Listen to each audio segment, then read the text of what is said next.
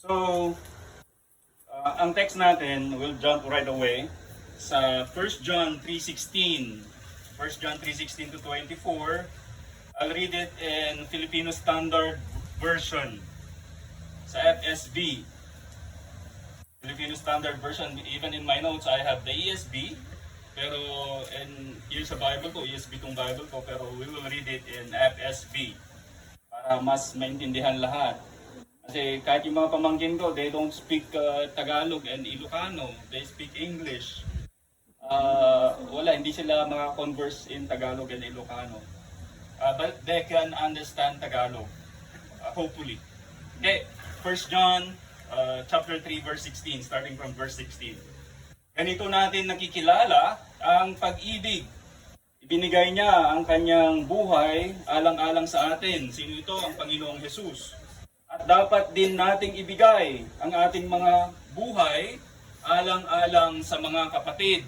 Mga kapatid natin sa pananampalataya, ibig sabihin nun.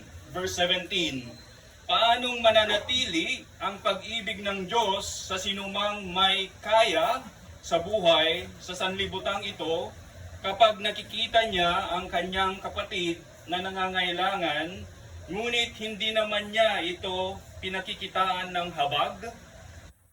18. Mga anak, magmahalan kayo, hindi lamang sa pamamagitan ng salita o kaya'y ng dila, kundi sa pamamagitan ng gawa at ng katotohanan. Sa ganitong paraan, natin malalaman na tayo'y nasa panig ng katotohanan at magiging panatag ang ating puso sa harapan niya, sa harapan ng Diyos. Tuwing hahatulan tayo nito, sapagkat ang Diyos ay higit na dakila kaysa ating puso at nalalaman niya ang lahat. Verse 21, mga minamahal, kung hindi tayo hinahatulan ng ating puso, mayroon tayong kapanatagan sa harapan ng Diyos. 22, at tatanggapin natin ang anumang hilingin natin sa Kanya, sapagkat tinutupad natin ang Kanyang mga utos at ginagawa ang mga bagay na kalugod-lugod sa Kanyang paningin. At ito ang Kanyang utos, na sumampalataya tayo sa pangalan ng Kanyang anak na si Heso Kristo at magmahalan sa isa't isa tulad ng ibinigay niyang utos sa atin. And last verse 24, sinumang tumutupad sa mga utos ng Diyos ay nananatili sa Diyos at ang Diyos ay nananatili sa Kanya. Ganito natin malalaman na siya'y nananatili sa atin sa pamamagitan ng Espiritu na ibinigay niya sa atin. May God bless the reading of His Word. So sa ating pag-aaral ng 1 John, nakikita natin ang pangkalahatang tema nito. At ito yung pag-alala o rini-remind tayo ni Apostol Juan sa ating mga disciples noon and even up to now, sa mga pangunahing kaalaman ng pananampalatayang Kristyanismo. O sa English, John the Beloved is reminding us the fundamentals or the basics of the faith. Kumbaga, ang ginagawa ni John dito sa 1 John ay he is taking us back to the basics. Alam nyo man siguro yung basics, yung mga pangunahing na kailangan nating panampalatayahan bilang mga totoong mananampalataya. Yan ang ginagawa ni John dito. So kapag sinabing pangunahing kaalaman o fundamentals of the Christian faith or basic tenets of the Christian faith, ito yung mga pinapaniwalaan natin na mga Kristiyano na non-negotiable. Non-negotiable. Ibig sabihin ng non-negotiable ay hindi pwedeng magkakaiba-iba tayo ng mga mananampalataya o ng mga Kristiyano. O kaya hindi pwedeng we agree to disagree. Hindi pwede yon. Kung ang dalawang Kristiyano ay hindi pareho ang pinapaniwalaan, malamang sa malamang yung isa sa kanila ay mali o pareho silang mali. Yung isa sa kanila ay tama, yung isa naman ay mali. Pwedeng ganon. Pero pwede rin na pareho silang mali. Isa sa kanila ay Kristiyano at ang isa ay hindi. O parehong hindi sila Kristiyano. Ito yung mga non-negotiable teachings. You listen. Mga non-negotiable teachings or doctrines of the Christian faith. I think this is just a review kasi kung babasahin mo yung 1 John, ito yung mga tema ng mga na dinidiscuss na ni John. Number 1 na fundamentals or non-negotiable doctrines of the Christian faith. Number 1, the doctrine of the Trinity. Ibig sabihin ng Trinity, one God, three persons. One God, three persons. There is no disagreement or contradiction to that. Gaya ng sinabi ko noon, may contradiction pag sinabi natin one God, three gods. Hindi natin sinasabi yun. Yun yung misunderstanding ng, for example, INC. Sinasabi nila na naniniwala daw tayo sa three gods. No! Monotheistic ang biblical Christianity. Monotheistic meaning we believe in one God. So that's the first basic tenets or fundamental doctrines of the Christian faith, the doctrine of the Trinity, which means there is one God in three persons, the Father, the Son, and the Holy Spirit. Number 2, the dual nature of Christ, yung dalawang kalikasan ni Kristo. And what is that? He is fully God and fully man. Again, maraming kulto ang nagsasabing tao lang siya. Yung iba naman, hindi siya totoong tao. So, pero ang biblical Christianity, we believe na 100% God, 100% man si Kristo. And then number 3, salvation by grace through faith alone. Salvation by grace through faith alone. At hindi pwede yung nagsasabi na maliligtas ako dahil sa mabubuti kong gawa. O yung iba naman, sinasabi nila na may pananampalataya ako at yung aking gawa ang magliligtas sa akin. Mali pa rin yun. Kasi ang sinasabi ng Biblia, pananampalataya lang kay Kristo ang paraan para ikaw ay maligtas. At ang trabaho o yung mga good works are the results of true faith. Okay? Nakukuha nyo yun? Ang mga nagagawa ng isang tunay na mananampalataya na magagandang gawa ay hindi yun ang nag-save sa kanya, kundi yan ay mga pruweba na siya nga ay tunay na nasa Diyos. So yun yung pangatlong fundamental. And then the fourth one is the total corruption of man or the total depravity of man. So lubos tayong makasalanan. Sa sinapupunan pa lang ng ating ina, makasalanan na tayo. Okay? Yan ang total depravity of man. And one more thing regarding this, wala kang kakayahan na iligtas o awanti hamukaya nga isalakan iti bagbagim. Oray ka sa ano ka man nga kasingpod, iti mata iti padam nga tao, ngam iti mata na Apo Diyos, sikakat managbasol, totally wretched, totally depraved individual tayong lahat. There's no exemptions. And even Mary, sad to say, is totally depraved. Kaya nga sa prayer niya sa Luke, di ba? Sa Luke 1 yata, yung Luke 2. Sabi niya, I need God to save me. Lord of my salvation, sabi niya sa Magnificat niya. So even her, she needs salvation. So dito sa apat na ito, hindi pwedeng iba-iba ang pinapaniwalaan ng mga Kristiyano. Once na iba ang pinapaniwalaan mo from this, then we don't consider you as a Christian.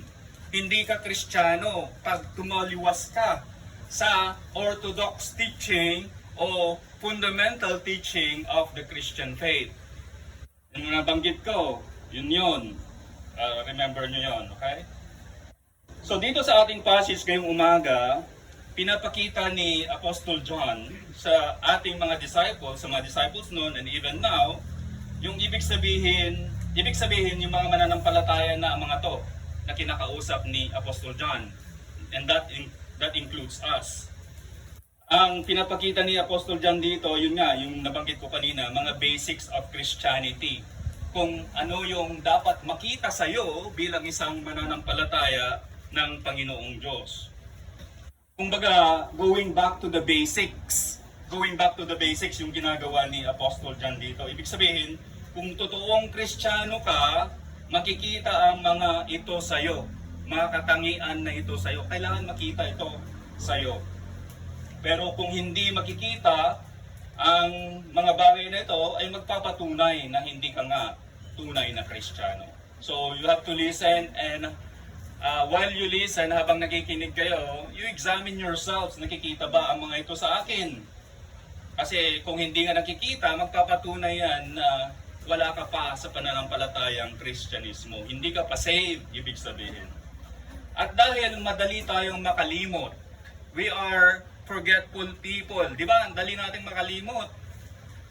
Nangyari lang kanina, nakakalimutan natin. And even for me, for example, yung pangalan, sinabi lang kanina sa akin, nakakalimutan ko kaagad. Ganun ako kadaling makalimot. So, madali tayong makalimot.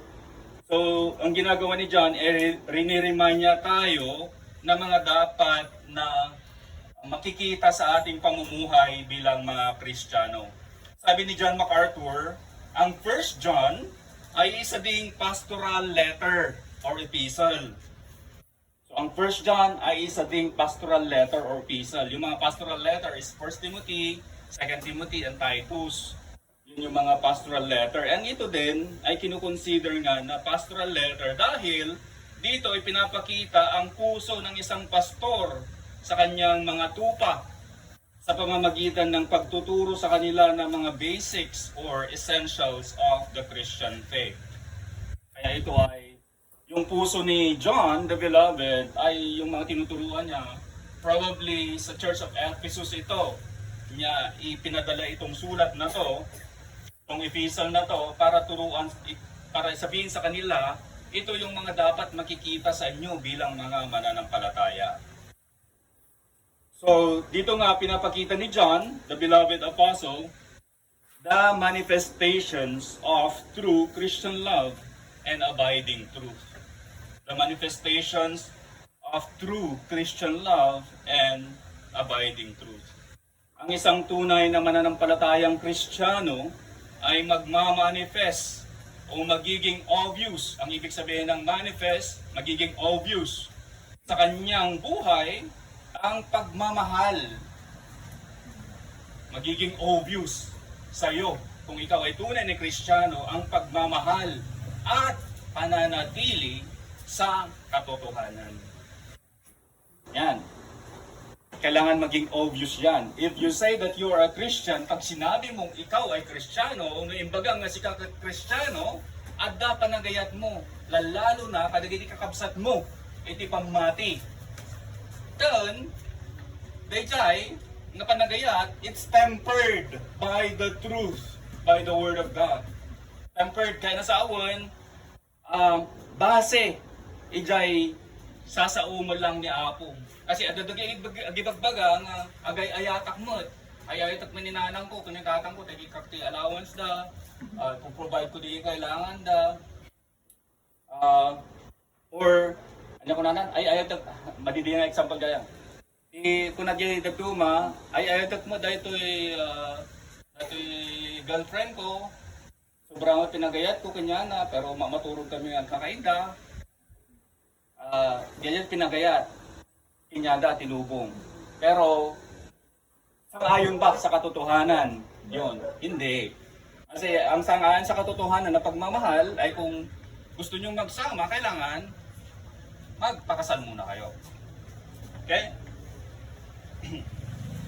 So, kung ikaw ay disciple ni Jesus Christ ngayon, ang mga ito ang makikita sa'yo. Number one, dalawang points lang natin. Yung number one is true Christian love, and yung number two is abiding in truth. So, dito sa number one, true Christian love, verse 16a. Verse 16a, ganito ang sinasabi, ganito natin nakikilala ang pag-ibig. Ibinigay niya ang kanyang buhay alang-alang sa atin. Sino ang binabanggit dito? Nung binabasa ko to, sinabi ko na si Jesus Christ ang binabanggit dito. Ito ang tunay na pag-ibig.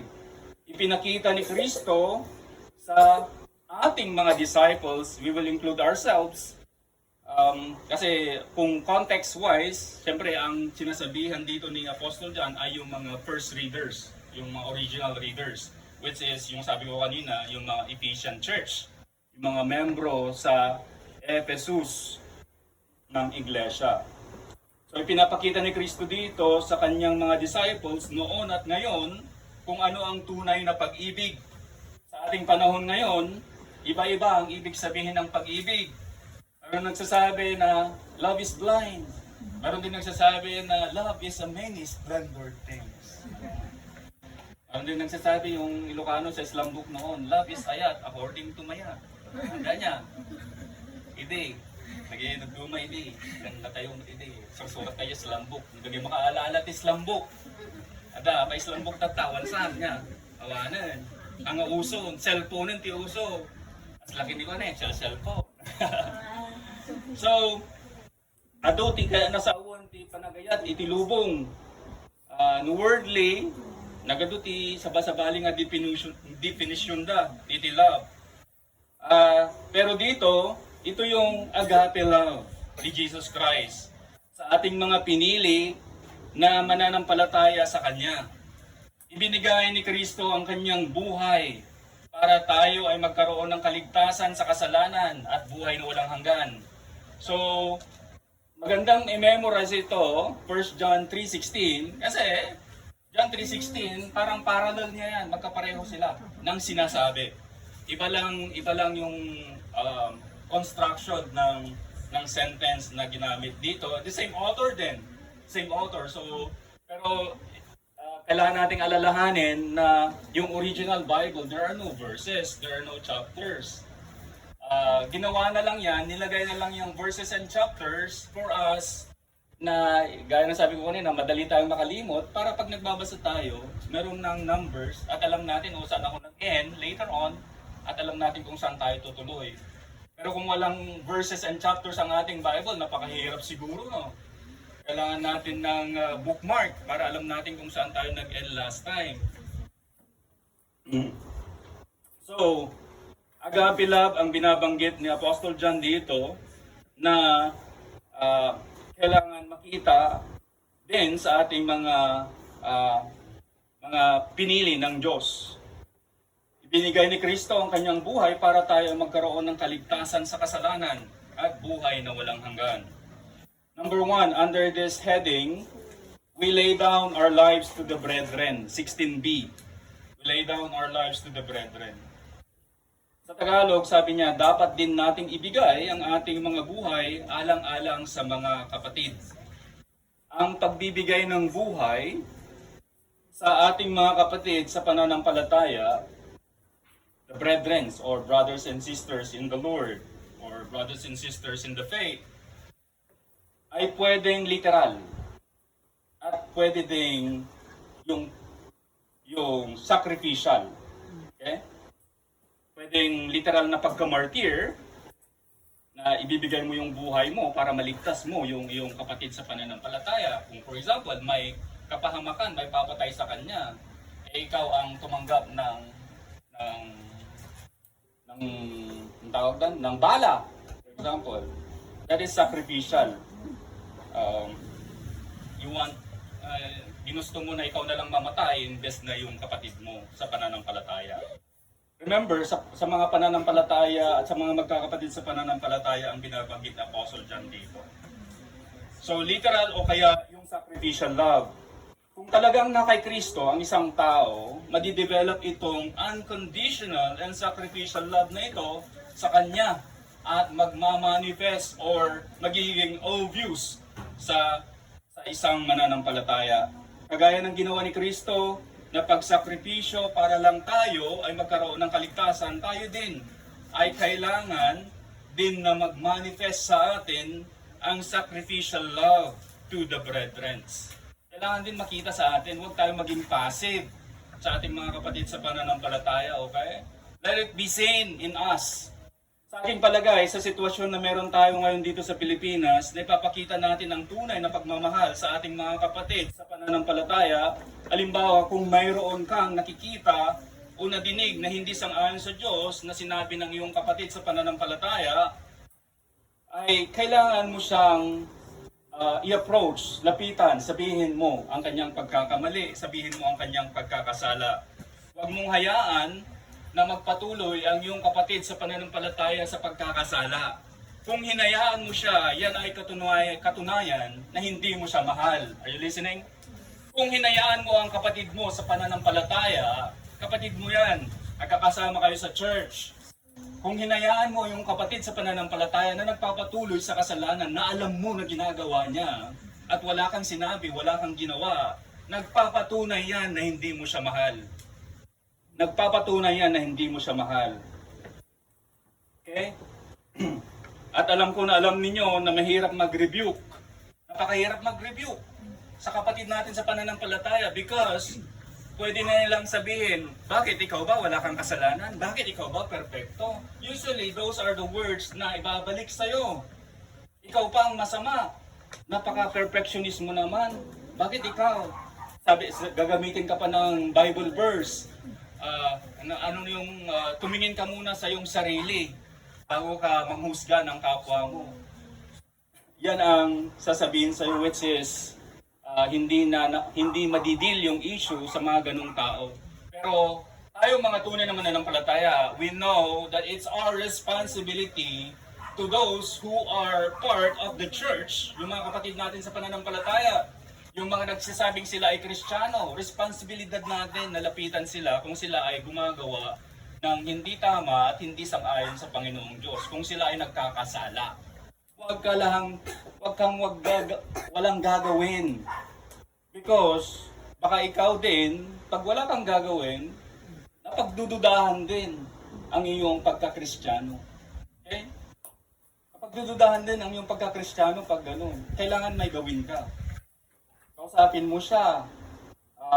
Huwag mo munang isipin yung mga consequences ng paglapit mo sa kanya, pag-rebuke mo sa kanya. Huwag mo munang isipin yun. Think positive muna. Malay mo, sabi sa Matthew 18, ikaw pa lang na lumapit sa kanya at nag-repent yun. You gain your brother. Di ba? Pero kung inisip mo, hindi man niya maniniwala. Alam ko yan, kilala ko yan. Ganyan yung mga tao ngayon eh. Hindi na sila nagtatry muna na sabihin, kapatid, nakita ko, narinig ko yung sinabi mo, nakita ko yung ginawa mo na hindi tama. I am here for you. Dito ako na sasabihin sa'yo na hindi tama yun kasi ito, sinasabi sa salita ng Panginoong Diyos, thou shall not commit adultery, thou shall not kill, thou shall not steal, thou shall not covet. Huwag kang mainggit. So, bring your Bible with you when you rebuke somebody na hindi gumagawa ng tama. Number 2 dito, verse 17, we give cheerfully to the brethren. We give cheerfully to the brethren. Sabi niya, paanong mananatili ang pag-ibig ng Diyos sa sinumang may kaya sa buhay, sa sanlibutan ito, kapag nakikita niya ang kanyang kapatid na nangangailangan, ngunit hindi naman niya ito pinakikitaan ng habag?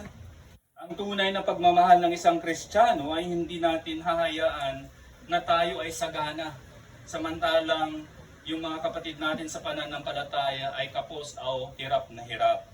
Basahin ko sa inyo yung halimbawa ng mga unang Kristiyano sa Acts 2. Remember nyo siguro, Pentecost, wherein there are 3,000 converts right away after the preaching of Peter. Sa Acts 2 verses 44 to 45, ito ang sinasabi, at nagsama-sama ang lahat ng mga mananampalataya at ibinahagi ang kanilang mga ari-arian para sa lahat. 45, ipinagbili nila ang kanilang mga ari-arian at mga kayamanan at ang napagbilhan ay ipinamahagi sa lahat ayon sa pangangailangan ng bawat isa.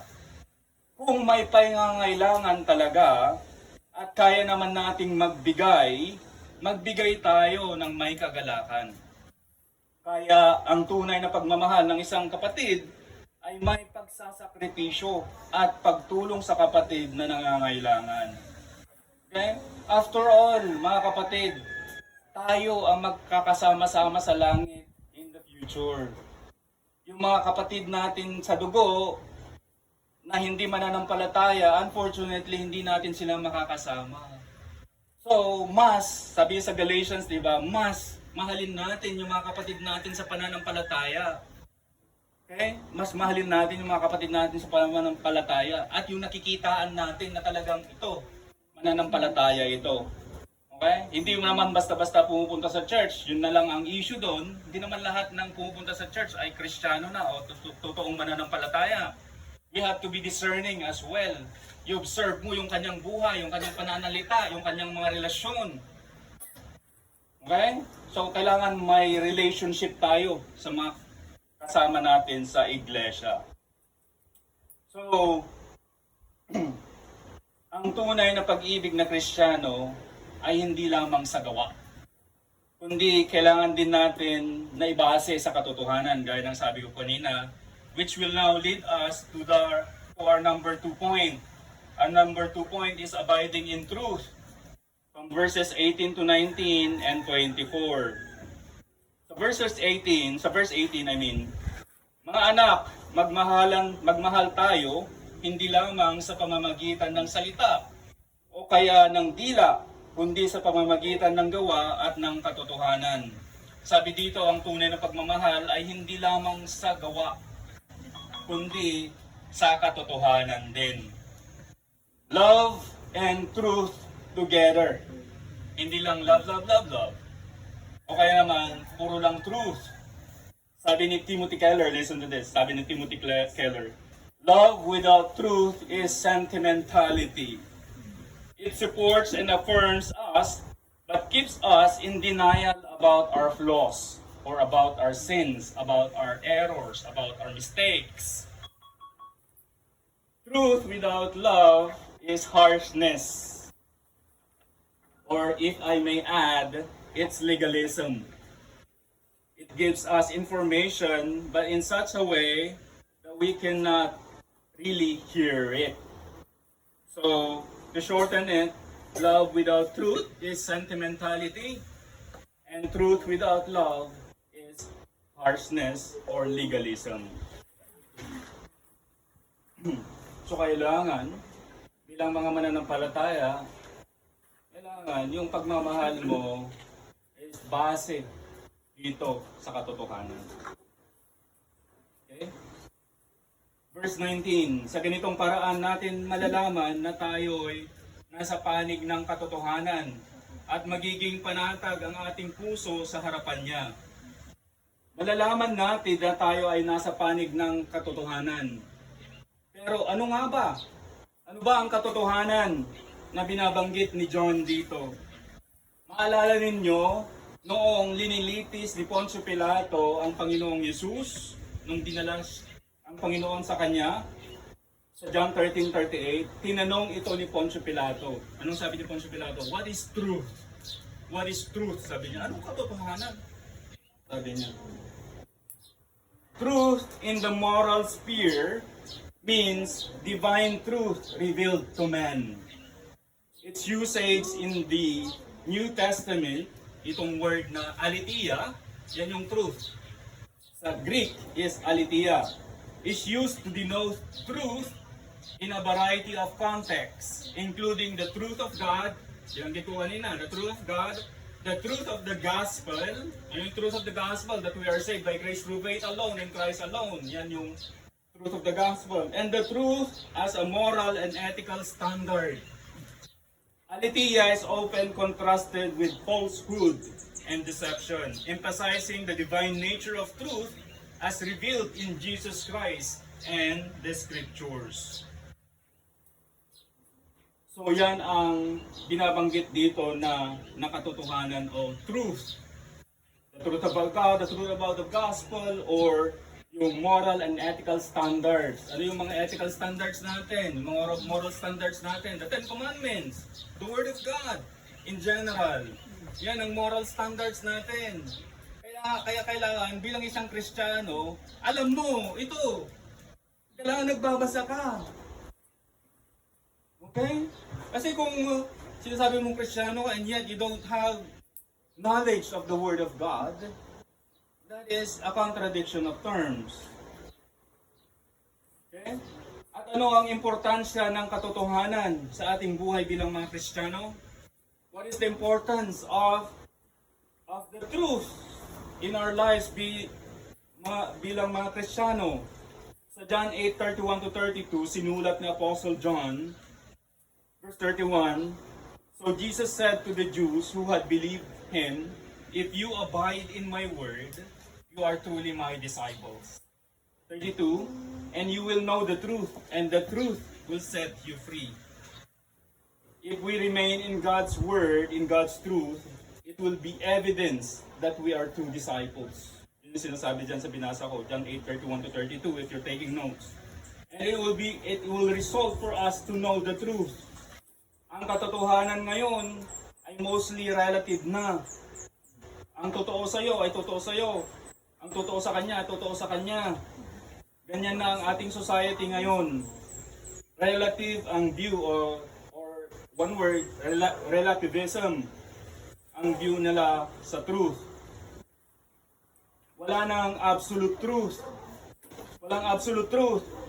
Pero sa ating mga disciples, take note, sa ating mga disciples, there is such a thing as absolute truth. At ano yung absolute truth na pinanghawakan natin? Again, the Word of God. The Word of God. At hindi tayo mahihiya na magsabi that there is such a thing as absolute truth, and this is the basis of everything in our life. God give us this so that we will have everything in life and godliness.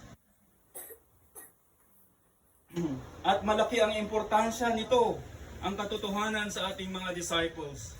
Hindi lamang dahil ang katotohanan ang nagpalaya sa atin sa pagkakabilanggo sa kasalanan, kundi ang katotohanan din ang gumagabay sa atin para lumakad sa tamang landas. Sabi niya sa Psalm 119, 105, anong sinasabi doon? Ang salita ng Diyos ang nagbibigay ng liwanag sa ating dadaanan. So kung wala ang salita ng Diyos sa iyo, para kang bulag na lumalakad. Hindi mo alam, yung nilalakaran mo na pala ay butas na. Impyerno na pala. Pupunta ka na pala sa impyerno nang wala kang kamalay-malay. So that's why, my friends and brothers and sisters, it's so important, napakahalaga ng salita ng Diyos sa ating buhay. It should be every day, every night that we read and meditate on it. Sabi niya, di ba? Every day and night. Kailangan minemeditate natin yan, binabasa natin. But I'm not saying I'm perfect, okay? Na every now and then talagang binabasa ko. Ako din, kung minsan na napapagod, na hindi na kung minsan, so ganun, tayong mga tao. Pero let's encourage one another bilang mga brethren, bilang magkakapatid na how's your Bible reading? How's your meditation? How's your devotional life? Ganyan dapat ang mga pag-uusap natin bilang magkakapatid. How's your relationship with the Lord? How are you walking with the Lord? Ganyan dapat ang mga pinag-uusapan natin bilang mga Kristiyano, hindi kung ano-ano. Kumusta yung pinagbenga? Pwede yung pag-usapan pero hindi yan yung pinaka na pinag-uusapan natin. O kumusta yung teleserye? Okay? Mas dapat pag-uusapan natin yung mga pamumuhay natin bilang mga Kristiyano, our spiritual life. At ang dalangin ko sa atin ngayon na makita ng napakadaming tao sa ating paligid na yung katotohanan na hindi nila nakikita. Ano yung katotohanan na yun? Napakadaming tao sa ating paligid, sa ating lugar, sa ating bansa, ang hindi nila nakikita na hindi sila maliligtas dahil sa kanilang pagiging mabuting tao. Ang dami, billion of people believe, actually, every other religion in the world that is not biblical Christianity ay naniniwala sila na sila ay maliligtas dahil sa kanilang kabutihan o dahil sa kanilang mabubuting gawa. Hindi nila naisip na kahit gaano pa kadami ang kanilang mabubuting gawa, napakadami din nilang kasalanan. And you cannot offset those two things. Hindi mo pwedeng bayaran yung mga nagawa mong kasalanan ng mga nagawa mong mabuti. Hindi yan. Kahit dito, itry mo sa korte, dito. Nagnakaw ka ng 1 million for example, and then sabihin mo sa judge, nagbigay naman ako ng 2 million sa charity. Sabihin ng judge, no, hindi yan ang linilitis ko sa'yo. Yung pagnakaw mo, ang nililitis ngayon dito. So, regardless yun, mga kabutihan na ginawa mo, yan ang sasabihin ng judge sa'yo. And the same with God. Hindi mo mababribe si God ng iyong mga mabubuting mga ginawa. So, I'm praying na yan ang makita ng makadaming tao. Huwag mong sabihin na may pananampalataya naman ako at mas okay nga eh, mayroon akong good works. But remember, ang good works, gaya ng sabi ko kanina, they are the product of our true faith. Product yan ng ating tunay na pananampalataya. I think I'm raising myself kasi medyo late tayo yata nagsimula on this worship service. But last part ng verse 19, ito medyo napakaganda ito. Bear with me. Last part ng verse 19, magiging panatag ang ating puso sa harapan niya dahil sa tunay na pagmamahal natin sa mga kapwa nating mananampalataya na papatunayan natin sa ating sarili na tayo ay tunay na mananampalataya ng Panginoon. Because of our love to our brethren, yan ay isang malaking patunay na tayo ay nasa pananampalataya, na tayo ay nasa Panginoon, Diyos. Panatag o sigurado tayo sa ating kaligtasan at sa ating pupuntahan sa piling ng Diyos ang pupuntahan natin. Yung security natin, ang sinasabi ko dito, yung security natin bilang mga believers, eternal security, mga believers, mga Christian, ay napapatunayan mo because of our love to the brethren. Given na yon na love natin ang Panginoong Diyos. Pero kung totoong mahal mo ang Panginoong Diyos, nakikita din sa pagmamahal mo sa mga kapatid mo sa pananampalataya. So sa mga susunod na verses, pinapaalala pa din sa atin ni Apostol John ang mga bagay na kailangan nating manatili bilang mga tunay na Kristiyano. Ano yung una? Verses 20 to 21, our hearts does not condemn us. Our hearts doesn't condemn us. Tuwing hahatulan tayo nito, verse 20, sapagkat ang Diyos ay higit na dakila kaysa ating puso at nalalaman niya ang lahat. Verse 21, mga minamahal, kung hindi tayo hinahatulan ng ating puso, mayroon tayong kapanatagan sa harapan ng Diyos. Sa ating mga tunay na Kristiyano, wala nang condemnation, wala nang condemnation sa atin. Wala na yung takot na mapupunta tayo sa impyerno. Take note, I mentioned tayong mga tunay na Kristiyano. Okay? Tayong mga tunay na Kristiyano lang ang may security ng ating kaligtasan. Yung mga professing lang, wala kang makita sa kanilang buhay na pagbabago, wala silang security. Actually, yung mga yon, they think that they can lose their salvation, which is of course, they will lose their salvation because wala naman silang kasigurudahan ng kanilang pagkaligtas. Wala na yung takot sa atin na mapunta tayo sa impyerno. Ito yung sinasabi sa Romans 8:1. Kaya ngayon, hindi na hahatulan ng kaparusahan ang mga nakay Kristo Jesus. Meron na tayong kasiguruduhan na sa langit tayo mapupunta sa piling ng Diyos para sa ating mga mananampalataya ngayon. Ito yung transaksyon na nangyari. Tayo ay nagkasala, pero binayaran ni Jesus lahat ng ating kasalanan, ng ating pagkakasala, past, present, and future. Yan yung transaction na nangyari nung tayo ay naligtas. Okay? And another thing, the second thing na kailangan nating manatili, number 2, we have confidence in approaching God. Verse 22. At tatanggapin natin ang anumang hilingin natin sa Kanya sapagkat tinutupad natin ang Kanyang mga utos at ginagawa ang mga bagay na kalugod-lugod sa Kanyang paningin. Dahil siya ang ating Ama, pinapakinggan niya ang ating mga panalangin, sabi ni James. Malaki ang nagagawa ng panalangin ng taong matuwid sa James 5:16.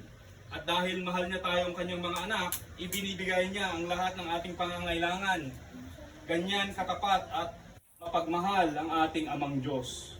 Manatili tayong umaasa sa Kanya bilang Kanyang mga anak. Hindi tayo independent sa ating Father. Our Father wants us to be dependent on Him every single day. Sa ating mga kinakain, sa ating kalusugan, sa ating buhay, kailangan nakadepende tayo sa Kanya palagi. Kaya nga sa Lord's Prayer, di ba? Give us today our daily bread. Forgive us our sins. Yung mga yan. Do not lead us into temptation. Kailangan yung format na yon, yung style na yon ng praying, kailangan makita din sa atin sa ating pag-pray o paglapit sa ating Panginoong Ama. Okay? Number 3, believe in the Lord. Kailangan din nating manatili dito sa pananampalataya sa Panginoong Jesus. Verse 23a, at ito ang kanyang utos na sumampalataya tayo sa pangalan ng kanyang anak na si Jesucristo. Manatili din tayo sa pananampalataya na nagligtas sa atin, na siya ding magliligtas sa mga pinapanalangin natin na maliligtas. Okay? Walang ibang paraan para maligtas ang isang tao, kay Kristo lamang. Christian, abide in this truth. Ito napakalaking katotohanan na kailangan nananatili tayo palagi. Naligtas tayo sa ating pananampalataya kay Kristo. Ganyan din ang lahat na maliligtas pa. At naniniwala ako na pag tayo ay bearer of the good news, bearer of the gospel, na yan palagi ang sasabihin natin. Kahit paanong rason ng ibang tao na sasabihin nila, nagdarasal naman ako. So many times I heard many people na sasabihin nila na nagdarasal naman daw sila sa Panginoong Diyos. And I said, ang panalangin ng isang tao, ay pakikinggan lang ng Panginoong Diyos kung ang panalangin niya ay para siya ay maligtas. Kung siya ay gusto niyang maligtas at mahugasan ang kanyang mga kasalanan. That is the first prayer na papakinggan ng Panginoong Diyos. Pero usually, ang mga taong hindi ligtas, ano ang prayer nila? I want this, I want that. Parang genie si God sa kanila. Okay? And number 4, love the brethren, verse 23b. At magmahalan sa isa't isa tulad ng ibinigay niyang utos sa atin. Manatili tayo sa katotohanan na sinabi ng Panginoon na mahalin natin ang mga kapatid natin sa pananampalataya. Dapat makita sa ating mga Kristiyano ito. Ito ang ginagamit ng Panginoon para yung mga hindi pa mananampalataya ay makita nila ang pagmamahal natin sa isa't isa bilang mga mananampalataya. At sabi nga sa Matthew, at pupurihin nila ang Diyos para dumami pa ang mga mananampalataya. Pupurihin nila ang Diyos dahil nakita nila ang pagmamahalan natin sa iglesia. Okay? Sa verse 24, this is the last verse of our passage. Sinumang tumutupad sa mga utos ng Diyos ay nananatili sa Diyos, at ang Diyos ay nananatili sa Kanya. Ganito natin nalalaman na siya ay nananatili sa atin sa pamamagitan ng Espiritu na ibinigay niya sa atin. Dahil mahal natin ang Diyos, sinusunod natin ang Kanyang mga utos. Pero kung hindi ka nagbabasa ng Kanyang salita, hindi mo alam ang Kanyang mga utos. Okay? So, imperative yan sa ating mga tunay na mananampalataya, sa ating mga disciples. Imperative na magbasa tayo ng Bible araw-araw para alam natin yung mga utos sa atin ng Panginoong Diyos. Okay? Did I go so fast? I need to finish it. So, ang title natin, The Manifestations of True Christian Love and Abiding Truth. On love, number 1, we lay down our lives. And number 2, we give cheerfully to the brethren. And on truth, number 1, our hearts does not condemn us. Number 2, we have confidence in approaching God. Nakakalapit tayo, may confidence tayo. Makalapit sa Ama. Hindi tayo nahihiya sa Kanya dahil may relasyon tayo sa Kanya. And number 3, believing in the Lord, yung faith natin na siyang nagligtas sa atin, kailangan manatili tayo doon. Yan din ang faith na magsasanctify sa atin. Patuloy na magseseparate sa atin sa mundo. Okay, and number 4, loving the brethren.